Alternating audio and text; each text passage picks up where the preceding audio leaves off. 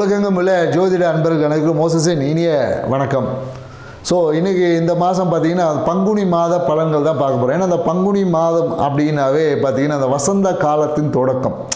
So அப்போ அந்த வசந்த காலம்னாவே பார்த்திங்கன்னா சுப நிகழ்வுகளை செய்யக்கூடிய ஒரு காலம் தான். ஏன்னா இந்த காலகட்டத்தில் பார்த்திங்கன்னா நிறைய மலர்கள் எல்லாமே மலர்ந்து கனி உருவாகக்கூடிய ஒரு காலம். அப்போ எப்படின்னா இந்த மாதம் வசந்த காலத்தின் தொடக்கம்னா நிறைய சுப நிகழ்வுகள் வந்து இந்த மாதம் அதிகமாக நடக்கும். குறிப்பாக பார்த்திங்கன்னா நிறைய இந்த வள்ளி, அதாவது என்னென்னாக்கா முருகன் திருக்கல்யாணம், மேலும் சிவன் பார்வதி கல்யாணம் எல்லாமே இந்த மாதத்தில் தான் நடந்ததாக சொல்லப்படுது. குறிப்பாக என்னென்னாக்கா இந்த மாதத்தில் வரக்கூடிய இந்த பங்குனி உத்திரம் பார்த்திங்கன்னா இந்த நாளில் வரக்கூடிய கடவுளுடைய திருமணத்தில் நிறைய பேர் திருமணம் ஆகாதவங்க போய் பங்கேற்று அந்த திருமண நிகழ்வுகள் முடிஞ்சதுக்கப்புறம், சாமிக்கு கல்யாணம் முடிஞ்சதுக்கப்புறம் பார்த்திங்கன்னா ஒரு வெத்தலைப்பாக்கு தாம்பூலம் தரிக்கணும். ஒரு வெத்தலைப்பாக்கு சுண்ணாம்பு போட்டு நீங்கள் சாப்பிட்டு வந்தீங்கன்னா திருமணம் தடைகள் எல்லாமே நீங்கக்கூடிய ஒரு மிகப்பெரிய ஒரு பரிகாரம் இந்த விஷயத்தை. திருமணத்துக்காக காத்திருக்கவங்க, திருமணம் நடக்கலை, கிரக தோஷம் அந்த தோஷம் ஏதாவது சொல்லிட்டு இருப்பாங்க இல்லையா, ஸோ அது எல்லாமே நீங்கி திருமணத்திற்கான ஒரு வாய்ப்புகளை இந்த பங்குனி உத்திரம் உங்கள் வாழ்க்கையில் ஏற்படுத்தி கொடுக்கும் என்ற ஒரு தகவலுடன் இந்த பங்குனி மாதம் கிரக நகர்வுகளுக்கு ஏற்ற மாதிரி என்ன மாதிரி பலன்கள் இருக்குன்றது 12 ராசிக்கும் நம்ம ஒவ்வொரு ராசியை பார்க்கலாம். வாங்க வீடியோக்குள்ள போகலாம். துலா ராசி அன்பர்களுக்கு இந்த பங்குனி மாதம் என்ன மாதிரியான நற்பலன் கொடுக்க போதும்னா, இந்த பங்குனி மாதம் பார்த்திங்கன்னா ராசி அதிபதியான சுக்கிர பகவான் பார்த்திங்கன்னா மீனத்தில் சஞ்சரிக்கிறார். ஸோ அப்போ மீன ராசி என்பது கடற்கரை ஒட்டிய ராசின்னு அப்படின்னு சொல்லுவாங்க. ஸோ அப்போ என்னென்னாக்கா இந்த காலகட்டத்தில் நிறைய பேர் கடற்கரையை ஒட்டிய இடங்களுக்கு பயணம் செய்வதற்கான வாய்ப்புகள் என்பது இருக்குது. நிறைய பேர் கல்யாணம் நடக்கணுன்னா கூட பார்த்திங்கன்னா பீச் ஓரமாக தான் இந்த காலகட்டத்தில் கல்யாணம் நடக்கும். இல்லை சுப நிகழ்ச்சி எதாவது பண்ணோன்னா அந்த பீச் ஓரமாக இருக்கக்கூடிய இடங்களில் தான் பார்த்திங்கன்னா அந்த சுப நிகழ்ச்சியெல்லாம் பண்ணுவாங்க. இப்போ பார்த்திங்கன்னா ஈசிஆரில் ஒரு கல்யாணம் வைக்கலாம் அப்படின்வாங்க. இல்லை கடற்கரை ஒட்டிய நகரங்கள், இல்லை ஆற்றோரம், இந்த மாதிரி இருக்க கோயில்களில் தான் திருமண நிகழ்வு நிறைய பேர் இந்த காலகட்டத்தில் பண்ணுறதுக்கான வாய்ப்பு இருக்குது. இல்லை நிறைய பேர் அந்த மாதிரி இருக்கக்கூடிய இடங்களில் தான் பார்த்திங்கன்னா அந்த சுப நிகழ்வு. ஏன்னா இந்த மாதம் பங்குனி மாதம் பார்த்திங்கன்னா நிறைய தெய்வத்தோட கல்யாணங்கள்லாம் பங்குனி உத்திரம் சொல்லுவோம் இல்லையா, முருகனுக்கும் தெய்வனுக்கும் நடந்த திருமணமாக இருந்தாலும் சரி, சிவபெருமானுக்கும் பார்வதி தேவிக்கு நடந்த திருமணமாக இருந்தாலும் சரி. ஸோ இந்த நிகழ்வுகள் எல்லாம் பங்கேற்கக்கூடிய இடங்கள்லாம் பார்த்திங்கன்னா துளாராசிக்காரங்க பெரும்பாலும் பார்த்திங்கன்னா அந்த கடற்கரையை ஒட்டிய இடங்களில் தான் அந்த கோயில்களில் தான் போகிறதுக்கான வாய்ப்புகள் வந்து அதிகமாக இருக்குதுன்னு சொல்ல முடியும். ஸோ மேலும் இந்த காலகட்டத்தில் பார்த்திங்கன்னா இப்போ இவங்களுடைய வருமானம் பார்த்திங்கன்னா நிறைய பேர் வீட்டின் மூலியமாக வருமானம் கிடைக்க வாய்ப்பு இருக்குது. இல்லை நிறைய பேர் வாகனத்தை கொடுத்துட்டு அதன் மூலியமாக வருமானம், பழைய வண்டியை கொடுத்துட்டு வருமானம் கிடைக்கும். நிறைய பேர் இந்த காலத்தில் வீடு பார்த்திங்கன்னா வாடகை விட்டு அதன் மூலயமா வருமானம் கிடைப்பதற்கான சாத்தியக்கூறுகள் இருக்குதுன்னு சொல்ல முடியாது. மேலும் என்னென்னாக்கா கூட அந்த ஃப்ரெண்ட்ஸோடு சேர்ந்து ஏதோ ஒரு ஆன்மீக பயணம் செய்வதற்கான வாய்ப்பு இல்லை. கூட இருக்கக்கூடிய பார்த்திங்கன்னா இப்போ ஒரு அப்பார்ட்மெண்ட்டில் இருக்கீங்கன்னா கூட இருக்கிற நெய்பர்கிட்ட சொல்லுவாங்க, சுற்றத்துடன் சேர்ந்து ஏதோ ஒரு ஆன்மீக பயணம் இல்லை ஆன்மீக திருக்கோயில் செல்வதற்கான வாய்ப்புகள் இருக்குது. குறிப்பாக நிறைய பேர் இந்த காலத்தில் பெருமாள் கோயில் போவதற்கு அதிகமான சாத்தியம். ஊருக்கு நடுவுக்கு ஏதோ ஒரு பெருமாள் கோயில் அந்த மாதிரியான இடங்களுக்கு செல்வது, பத்மாபிஷேகத்தில் திருவனந்தபுரத்தில் பத்மாபிஷேகத்தில் இந்த மாதிரியான இடங்களுக்கு போகிறது நிறைய பேர் பார்த்திங்கன்னா பிளான் பண்ணுவாங்கன்னு சொல்ல. அதே போல் வீட்டுக்காக எடுத்த முயற்சிகள், வாகனம் சார்ந்த முயற்சியில் பார்த்திங்கன்னா சிறு தடைகள் வந்துட்டு அதுக்கப்புறமா சரியாமல் சரி. நிறைய பேர் இந்த காலகட்டத்தில் வாகனத்தை சர்வீஸ் விடுவாங்க. சர்வீஸ் விடலன்னா கூட தயவுசெய்து வாகனத்தை சர்வீஸ் விடுவோம். ஏன்னா அதுக்கப்புறம் அது பெரிய செலவாக வச்சிடும். ஏன்னா வாகனத்தில் பார்த்திங்கன்னா குறிப்பாக இந்த காலத்தில் நிறைய பேர் இந்த பேட்டரி மாற்றுறது, டயர் மாற்றுறது, இந்த மாதிரி டயரில் பிரச்சனை, பேட்டரி இஷ்யூஸு, இந்த மாதிரி நிறைய விஷயங்கள் இந்த காலகட்டத்தில் வருமானம் வரும்.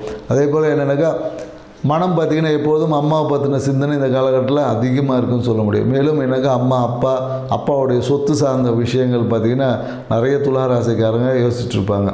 ஸோ மேலும் காதல் செய்யக்கூடிய துளாராசிக்காரங்களாம் இந்த காலகட்டத்தில் பார்த்திங்கன்னா ஏதாவது காதலில் பார்த்திங்கன்னா திடீர்னு ஏதோ ஒரு பிரச்சனை வந்துட்டு அதுக்கப்புறம் சரியாகுமானா சரியாகும். ஏன்னா திடீர்னு காதலில் பார்த்திங்கன்னா ஏதோ ஒரு விஷயங்களை பேசுவாங்க, அந்த பேச்சே வந்து பிரச்சனையாகி சில பேர் காதல் முறிவு ஏற்படும். இல்லை காதல் முறிவுக்கு அப்புறமா காதல் திருப்பம் மீண்டும் மலரும் அப்படின்னு சொல்லலாம்.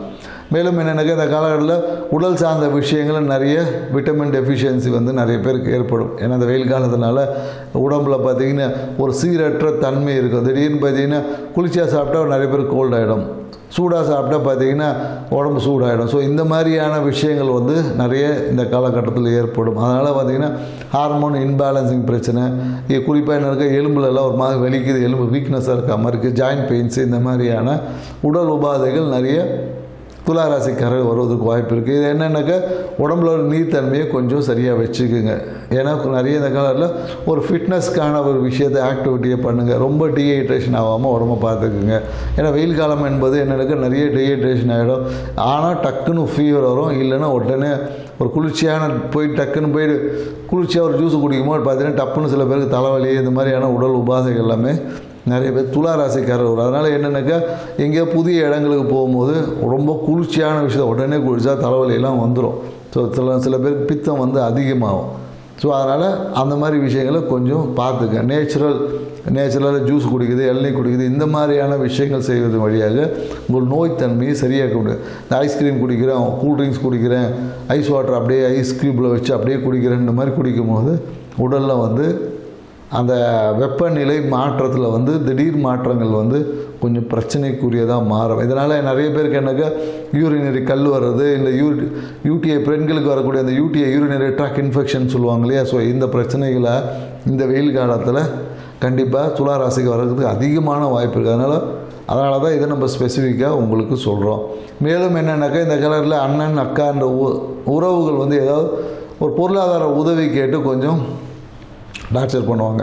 ஏதாவது பொருளாதாரம், நீ அண்ணன் யாராவது கூப்பிட்டா கூட எப்போ எனக்கு கொஞ்சம் காசு வேணும், கொஞ்சம் ஹெல்ப் பண்ணு அப்படின்னு சொல்லி உங்களுக்கு பொருளாதார உதவி கேட்கறதுக்கான வாய்ப்புகள் இருக்குது. சில பேர் இவங்களுக்கே போகிறதுன்னா சில பேர் தேவையற்ற சும்மானாலும் போயிட்டு ஒரு கடன் வாங்கி வச்சுப்போம். கிரெடிட் கார்டில் வந்து ஒரு லோன் கொடுக்குறேன், டாப்அப் கொடுக்குறேன்னு சொல்லி தேவையற்ற ஒரு கடன் வாங்கக்கூடிய ஒரு சூழலும் இருக்குது. கடன் வாங்க தேவை இருக்காது, ஆனாலும் பார்த்திங்கன்னா கொடுக்குறானேன்னு வாங்கி வச்சுக்கக்கூடிய அந்த வாய்ப்புகள் என்பது இருக்குது. ஸோ அதனால் கடன் வாங்கும் போது அந்த கடன் உங்களுக்கு தேவையா தேவை இல்லையா என்பதை கொஞ்சம் தீர்மானித்து வாங்குங்க. ஏன்னா இன்றைக்கி வாங்கக்கூடிய கடன் பார்த்திங்கன்னா நாளைக்கு நீங்கள் தான் கட்ட போகிறீங்க. ஸோ கட்டும் போது ஏன்னா வாங்கும் போது எல்லாருக்கும் இனிப்பாக இருக்கும், கட்டும் போது பார்த்திங்கன்னா புலம்பிக்கிட்டே கட்டிகிட்டு இருப்பாங்க. ஸோ பெரும்பாலும் பார்த்திங்கன்னா துளாராசிகள் அடுத்தவங்க அட்வைஸ் சொல்வதில் பார்த்திங்கன்னா இவங்களை மிஞ்ச முடியாது. ஏன்னா அவ்வளோ அட்வைஸு அனுபவத்தின் மொழியாக சொல்லுவாங்க.